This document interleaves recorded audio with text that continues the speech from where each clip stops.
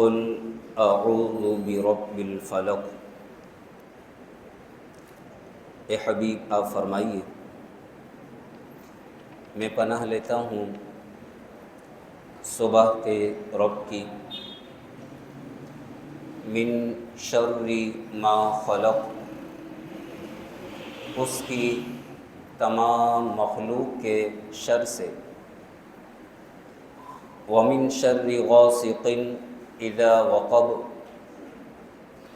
اور اندھیری رات کے شر سے جب وہ چھا جائے، ومن شر النفاثات فی العقد،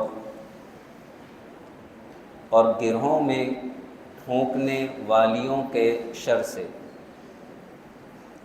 نفاثات پھونکے مارنے والی، فی العقد گرہوں میں۔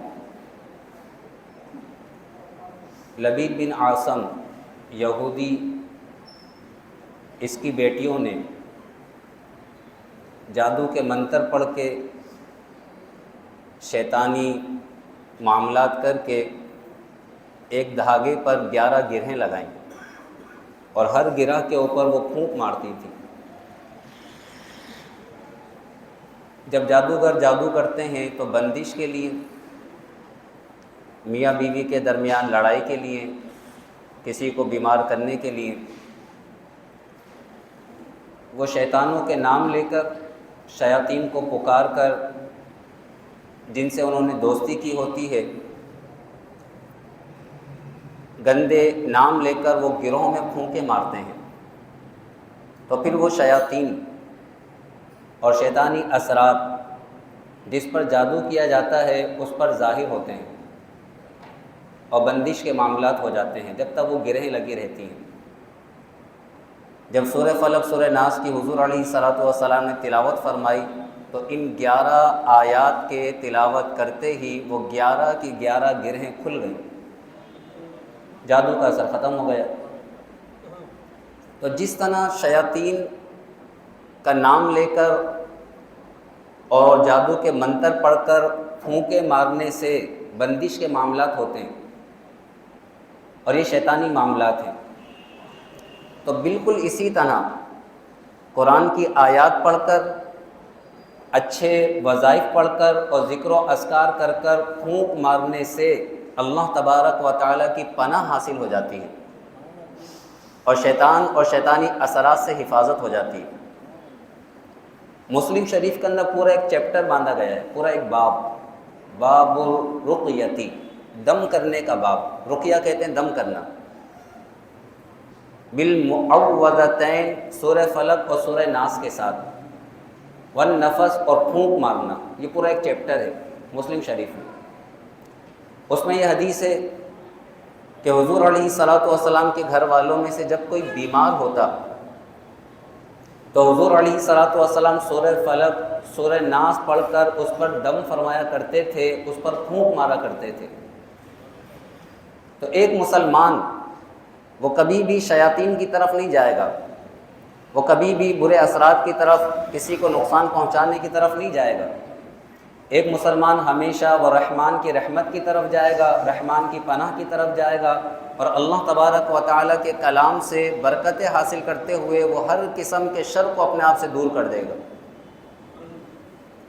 وَمِن شَرِّ النَّفَّاثَاتِ، ان عورتوں کے شر سے جو پھونکے مارتی ہیں، فی العقد گرہوں میں۔ تو معلوم چلا کہ پھونک کا اثر ہوتا ہے، پھونک کا اثر ہوتا ہے۔ اگر گندے عملیات کر کے پھونک ماری جائے تو بندش ہو جائے گی، قرآن کی تلاوت کر کے پھونک ماری جائے تو اللہ تبارک و تعالیٰ ان تمام بندشوں کو دور فرما دے گا۔ یہ حدیث بھی سیاہ ستہ میں ہے۔ سورہ فاتحہ کا نام بھی، کئی نام ہیں سورہ فاتحہ کے، سورہ فاتحہ کے 20 سے زائد نام ہیں۔ ان ناموں میں سے ایک نام ہے شفا، کہ حضور علیہ الصلوۃ والسلام نے فرمایا فی فاتحۃ الکتاب شفاء من کل داء، سورہ فاتحہ میں ہر بیماری سے شفا ہے۔ سورہ فاتحہ کے ناموں میں سے ایک نام ہے رقیہ۔ رقیہ کے معنی دم کرنا، رقیہ دم کرنا۔ یہ سیاہ ستہ میں حدیث ہے، صحابہ کرام علیہم رضوان سفر میں تھے، المختصر طویل حدیث ہے۔ ایک قبیلے والے کے سردار کو بچھو نے یا سانپ نے ڈس لیا. وہ قبیلے والے صحابہ کے پاس آئے, کہنے لگے کیا تم میں سے کوئی دم کرنا جانتا ہے؟ تو ایک اٹھے, ان کے ساتھ گئے, انہوں نے کچھ پڑھا, دم کیا.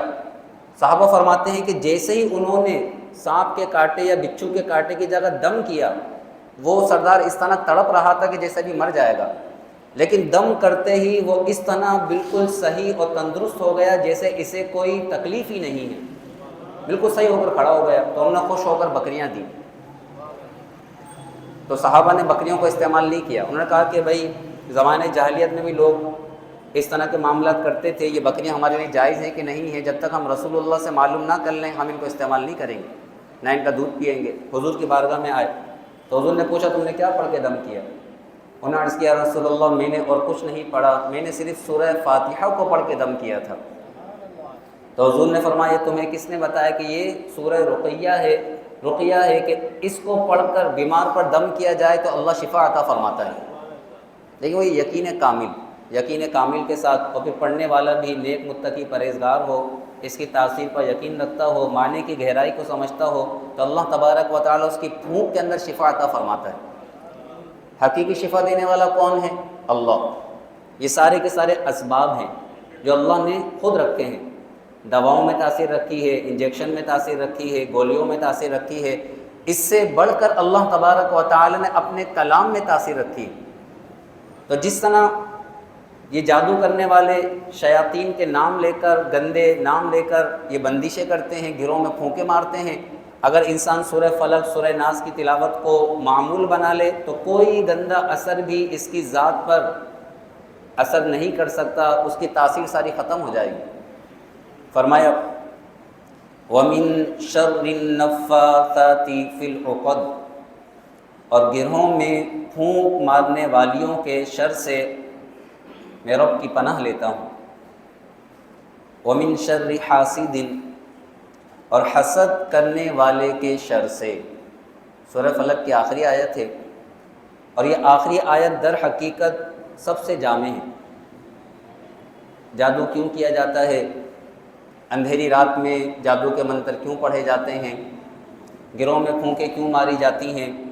یہ سارے معاملات کیوں ہوتے ہیں؟ تو اس کی اصل اور بنیادی وجہ یہ ہے کہ ایک انسان جب دوسرے انسان سے حسد میں مبتلا ہو جاتا ہے تو حسد ایک ایسی بیماری ہے کہ پھر وہ دوسرے انسان کے نقصان کی طرف انسان کو لے جاتی ہے, دشمنی کی طرف. جس کے دل میں حسد پیدا ہو گیا تو پھر یہ حسد ایسی بیماری ہے کہ اگر اس کا علاج نہیں کیا جائے تو یہ حسد انسان کے ایمان کو ہی برباد کر دیتی.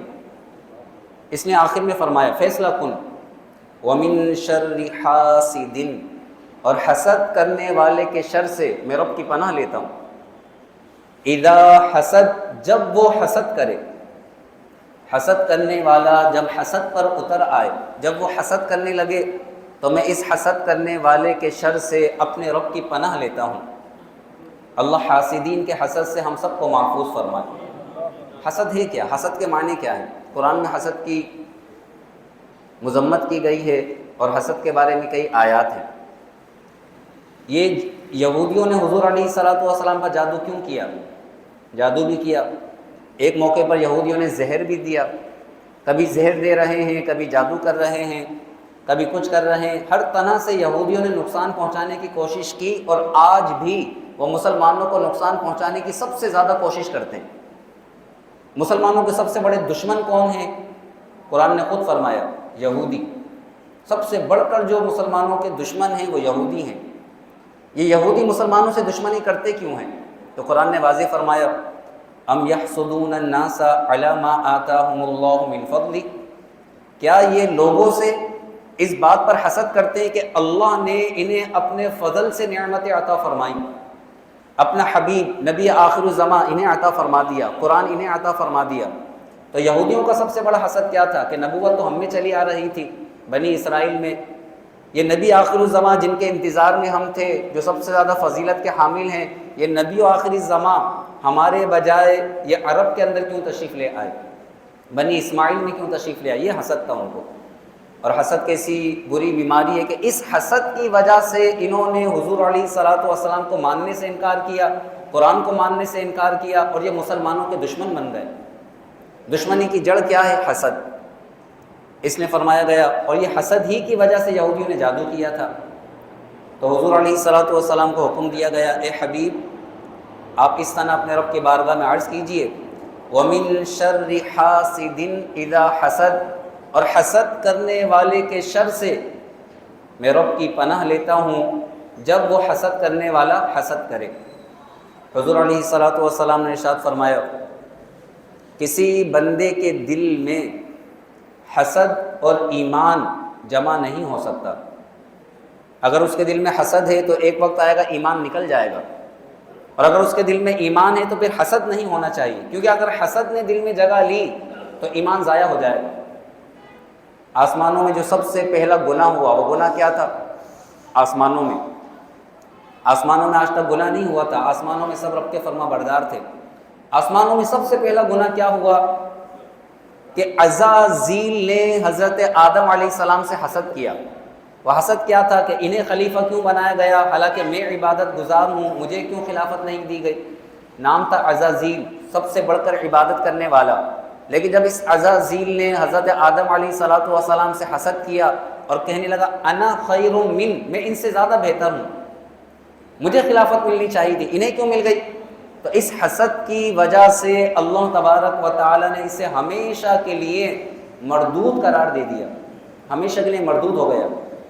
اور یہ آج بھی اسی حسد کی وجہ سے ہم سے بھی دشمنی رکھتا ہے. قرآن نے واضح فرمایا، ان الشیطان لکم عدو فاتخذوہ عدوا، بے شک شیطان تمہارا دشمن ہے تو تم بھی اسے دشمن سمجھو. شیطان کی دشمنی کی وجہ کیا تھی؟ وجہ صرف یہ تھی کہ اسے حضرت آدم علیہ السلام سے حسد ہوا. تو حضور کیا فرما رہے کہ کسی بندے کے دل میں حسد اور ایمان جمع نہیں ہو سکتے. ایمان ہے تو حسد نہیں ہوگا، حسد آ گئی تو ایک وقت آئے گا ایمان نکل جائے گا. دوسری حدیث میں آپ نے فرمایا، حسد نیکیوں کو اس طرح کھا جاتا ہے جس طرح آگ لکڑی کو کھا جاتی ہے. جس طرح آگ لکڑی کو کھا جاتی ہے، اس طرح حسد نیکیوں کو تباہ و برباد کر دیتا ہے. اللہ تبارک و تعالی ہمیں حاسدین کے حسد سے محفوظ فرمائے، اور ہمیں بھی ہمیشہ کے لیے حسد سے محفوظ و معمون فرمائے. ہمیں ہمیشہ خیر خواہی اور مسلمانوں کے لیے نفع بخش بنائے. ہم ہمیشہ دوسروں کے لیے نفع کا باعث ہوں، دوسرے کے لیے خیر خواہی کا باعث ہوں، اس کے سکون اور آرام کا باعث ہو، کسی کو نقصان دینے والے نہ ہوں. اللہ رب العالمین ایسا کرم فرمائے. آمین. وآخر دعوانا ان الحمد للہ رب العالمین، وصلی اللہ تعالی علی خیر خلقہ ونور عرشہ سیدنا ومولانا محمد وعلی آلہ واصحابہ اجمعین. آمین برحمتک یا ارحم الراحمین. جیسا کہ آپ